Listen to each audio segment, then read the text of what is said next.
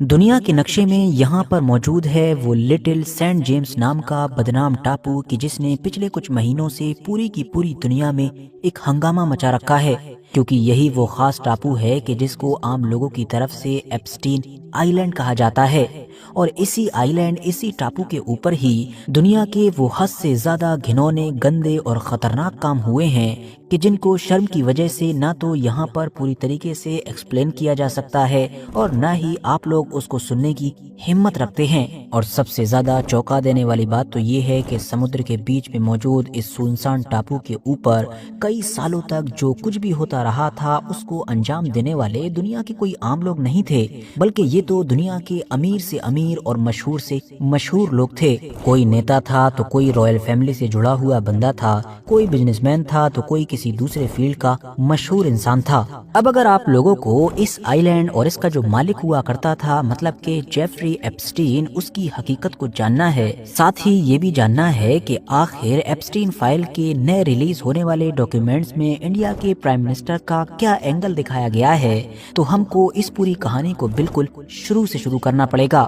یہ بات ہے 1953 کی کہ جب امریکہ کے اندر جیفری ایپسٹین نام کے اس انسان کا جنم ہوا تھا۔ اس بندے نے اپنے کریئر کی شروعات ایک معمولی اسکول ٹیچر کے طور پر کی تھی، اس کے بعد یہ وال اسٹریٹ پہنچا جہاں پر اس نے امیر لوگوں کے پیسوں کو مینج کرنا شروع کیا،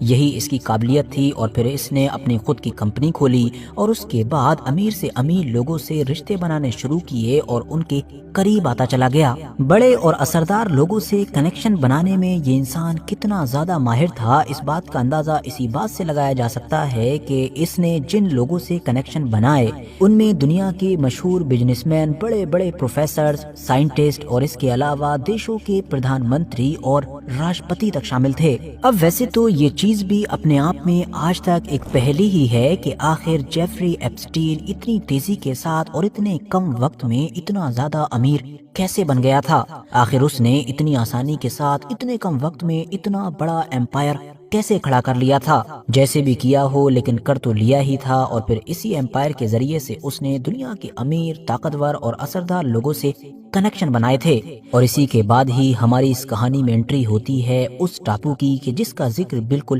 شروع میں کیا گیا تھا، جی ہاں، جو جیفری ایپسٹین کا اپنا پرائیویٹ آئی لینڈ تھا۔ جیفری ایپسٹین کا یہ آئی لینڈ مانو تسکری، نابالغ بچیوں کے یون شوشن اور یون اپرادھوں کا ایک اڈا ہوا کرتا تھا۔ دنیا کے باقی علاقوں سے چھوٹی اور بہت کم عمر بچیوں کو بہلا پھسلا کر یا باقی طریقوں کا استعمال کر کے اس آئی لینڈ پر لایا جاتا تھا، اور پھر یہاں پر لا کر زبردستی یا پھر دوسرے طریقوں کا استعمال کر کے ان کے ساتھ وہ سب